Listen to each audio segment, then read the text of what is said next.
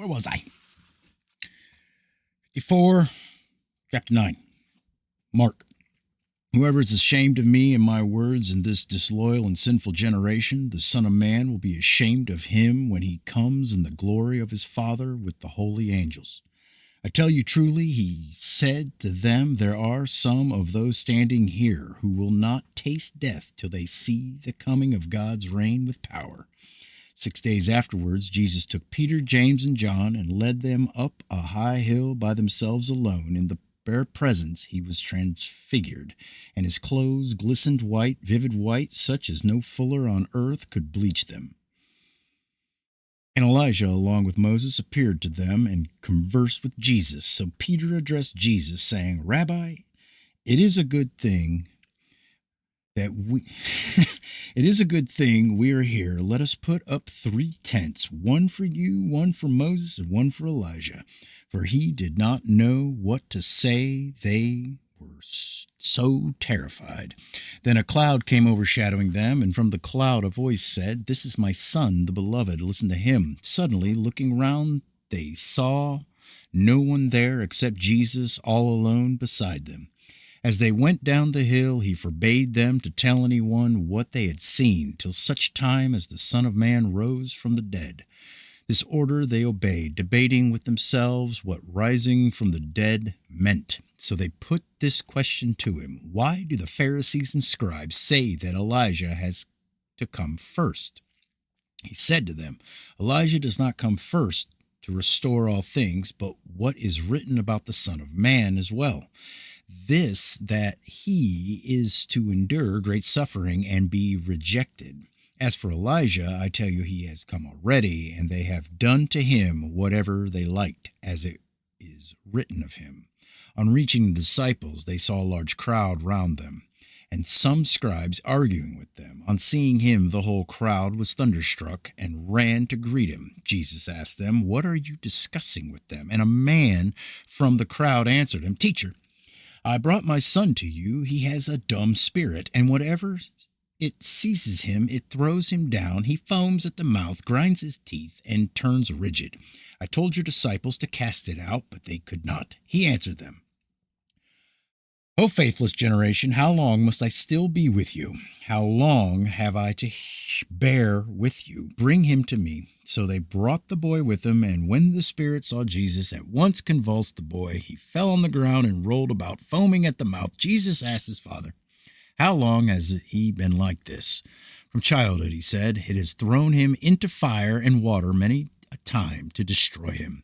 If you can do anything, do help us. Do have pity on us. Jesus said to him, If you can, anything can be done for one who believes. At once the father of the boy cried out, I do believe. Help my unbelief. Now, as Jesus saw that a crowd was rapidly gathering, he checked the unclean spirit. Deaf and dumb spirit, he said, Leave him, I command you, and never enter him again.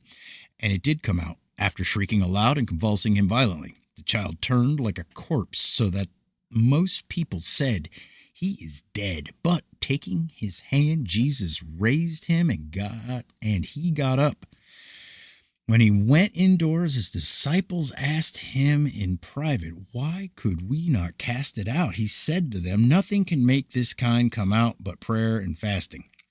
Leaving there, they passed through Galilee. He did not want anyone to know of their journey, for he was teaching his disciples, telling them that the Son of Man would be betrayed into the hands of men, that they would kill him, and that when he was killed, he would rise again after 3 days. But they did not understand what he said, and they were afraid to ask him what he meant. Then they reached Capharnaum, and when he was indoors, he asked them, What were you arguing about on the road? They said nothing, for on the road they had been disputing about which of them was the greatest. So he sat down and called the 12. If anyone wants to be first, he told them, he must be last of all and the servant of all. Then he took a little child, set it among them, and putting his arms around it, said to them, Whoever receives one of these little ones in my name receives me, and whoever receives me receives not me, but him who sent me. and said to him, Teacher, we saw a man casting out demons in your name, but he does not follow us, and so we stopped him. Jesus said, Do not stop him. No one who performs any miracle in my name will be ready to speak evil of me.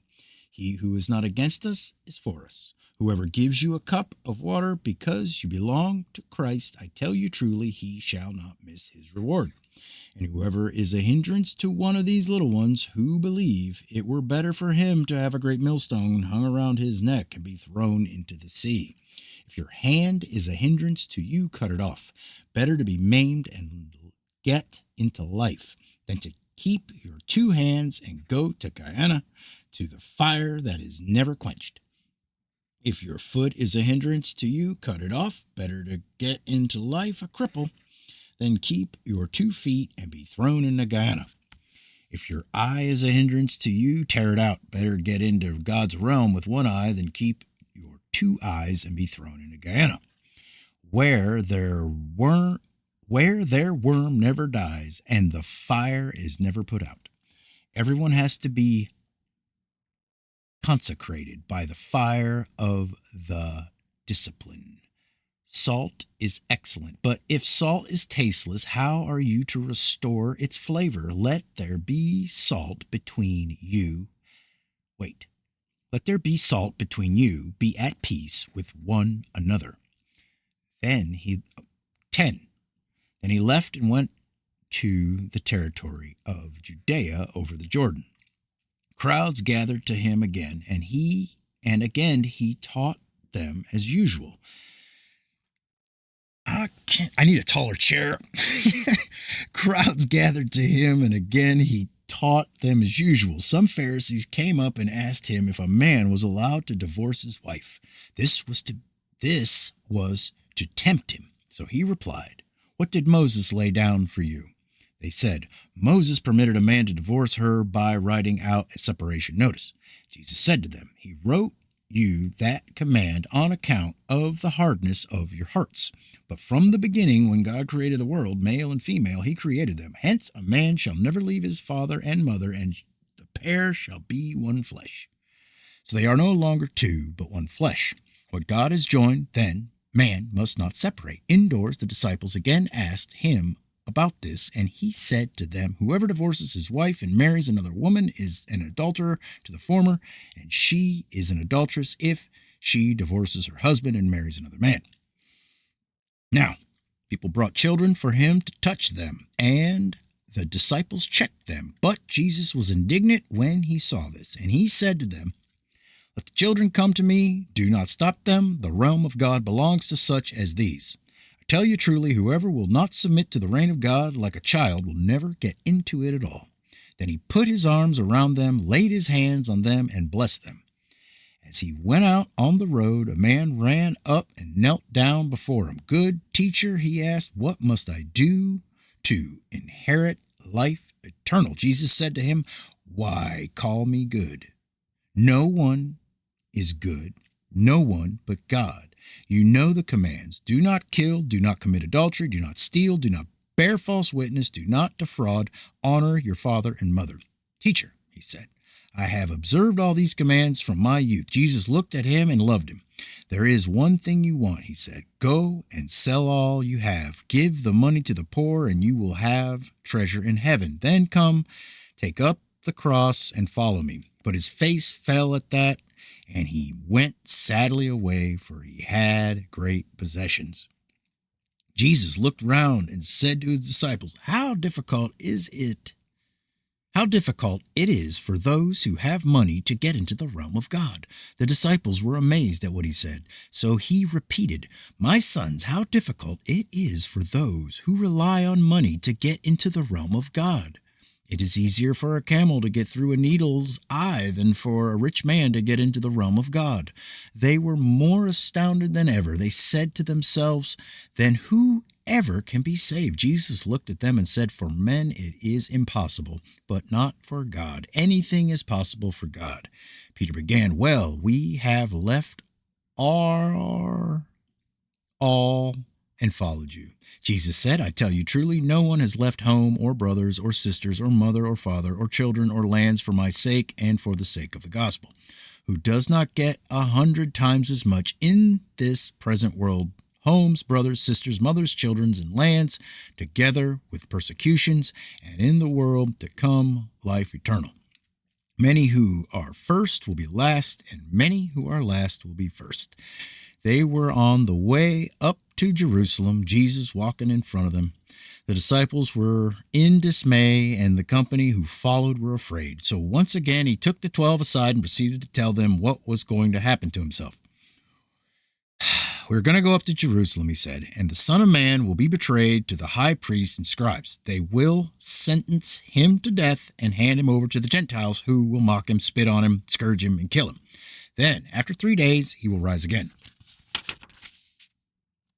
James and John, the sons of Zebedee, came up to him saying, Teacher, we want you to do whatever we ask you. So he said, wait, did I say that right? He said, Teacher, we want you to do whatever we ask you. So he said, what do you want me to do for you? They said to him, give us seats, one at your right hand and one at your left hand in your glory. Jesus said, you do not know what you are asking.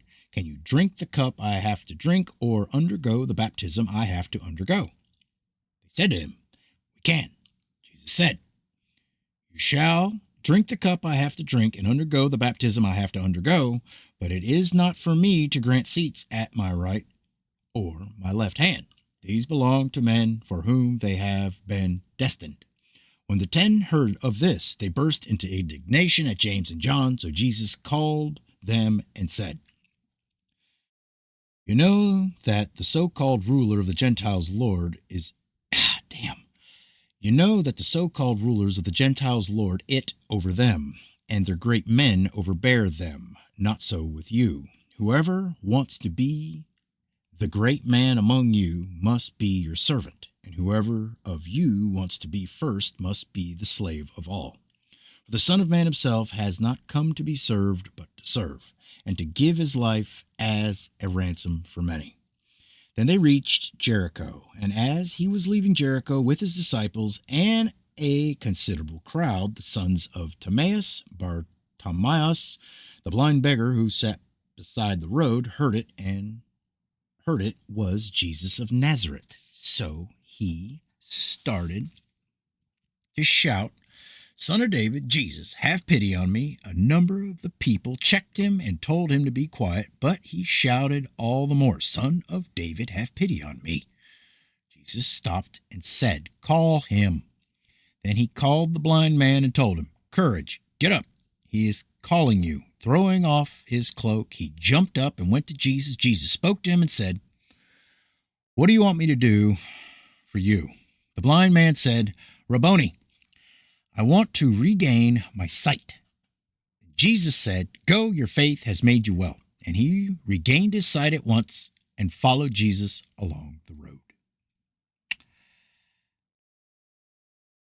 That's about 15 minutes.